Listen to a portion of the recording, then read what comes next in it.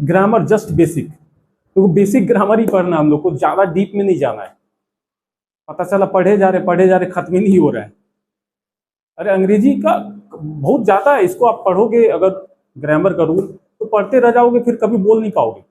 जैसे बहुत सारे आपने देखे होंगे गाँव सब में भी सर से टीचर्स हैं जिनको ग्रामर का सारा रूल पता है लेकिन वो बोल नहीं पाते, क्योंकि ओवर फोकस हो जाते हैं वो ग्रामर पे।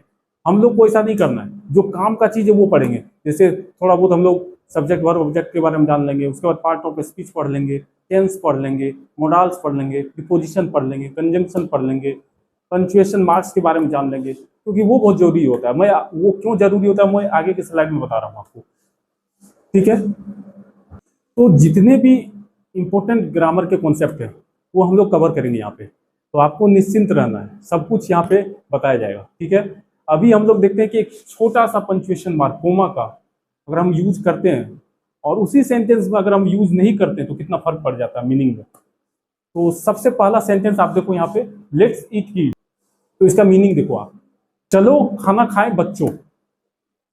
और दूसरा वाला का क्या है, चलो बच्चों को खा ले। अब देख रहे हो कितना खतरनाक बन जा रहा है सेंटेंस एक कोमा की वजह से। दूसरा सेंटेंस क्या है, नो डॉग्स प्लीज, नहीं कुत्ता चाहिए। और विदाउट कोमा क्या बन जा रहा है उसका मीनिंग, कृपया कुत्ते नहीं। तो पूरे 180 डिग्री मतलब घूम जा रहा है मतलब। तीसरा सेंटेंस आप देख लो, स्लो चिल्ड्रन क्रॉसिंग, अब स्लो के आगे कोमा लगा हुआ है, धीरे चले बच्चे सड़क पार कर रहे हैं। और जो दूसरा सेंटेंस उसमें स्लो के आगे कोमा नहीं लगा हुआ, आप देखो स्लो चिल्ड्रन क्रॉसिंग मतलब धीमे बच्चे सड़क पार कर रहे हैं। देख रहे हो कितना मतलब बदल रहा है। तो हम लोग अब आगे देखते हैं क्या है यहाँ पे, एक literal translation versus contextual translation, ये बहुत जरूरी है। देखो ये कॉन्सेप्ट को हम लोग को समझना पड़ेगा। जैसे आपने सारे वोकेबुलरी याद कर लिए, सारे ग्रामर रूल पता हो गया, लेकिन आप फिर भी अगर वर्ड टू वर्ड ट्रांसलेशन करोगे तो गड़बड़ा जाएगा, आपका कम्युनिकेशन कभी भी सही नहीं हो पाएगा। बहुत सारे ऐसे लोग करते हैं लेकिन वो बोल नहीं पाते, क्यों, इसी वजह से। तो उसको हम लोग एग्जाम्पल से समझेंगे। जैसे पहला एग्जाम्पल है, आर यू फीलिंग डाउन। अब डाउन मतलब सब कोई समझेगा नीचा होता है, तो वो बोलेगा क्या तुम नीचा महसूस कर रहे हो, ऐसा तो नहीं है, क्या तुम उदास महसूस कर रहे हो, ये होता है एक्चुअल मीनिंग इसका। दूसरा सेंटेंस आप देख लो, do you want to chill.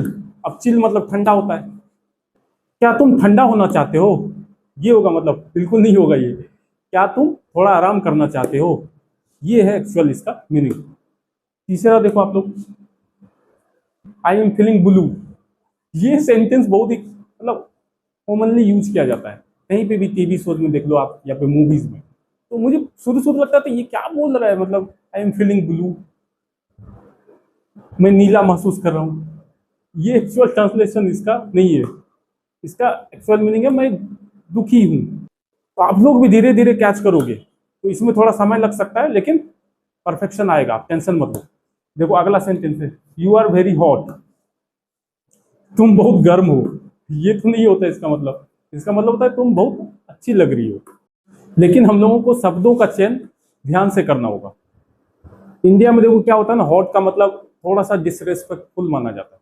अगर हम किसी पे कमेंट कर रहे हैं या कम्प्लीमेंट कर रहे हैं तो इसको अवॉइड करना है, हो सकता है कोई बुरा मान जाए, क्या पता, आजकल कुछ भी हो सकता है भाई।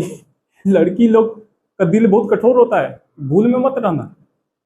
लड़का लोग बाप वो तो देव मानुस है, इतना सॉफ्ट होता है वो विश्वास ही नहीं हो रहा है।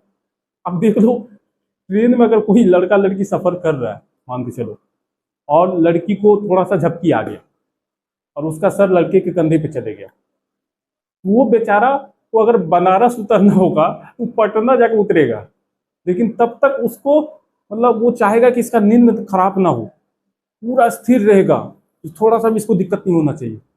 एक तरह से बच्चे को जैसे ध्यान रखते हैं ना उस तरह ध्यान रखेगा।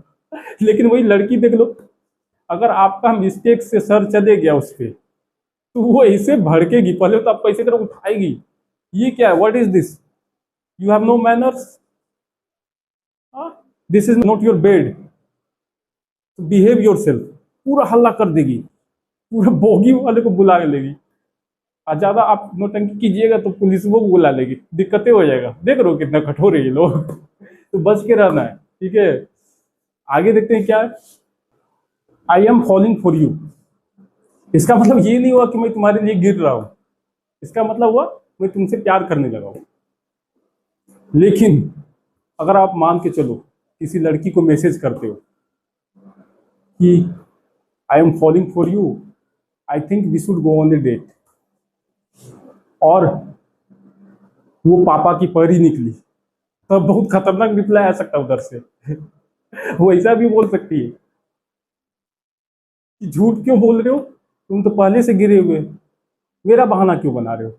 और ये डेट क्या होता है, मेरे पे किसी ने केस किया है क्या, मैं क्यों जाऊंगी डेट पे। तो समझ रहे हो, बहुत खतरनाक है ये लोग, पापा की परी सब।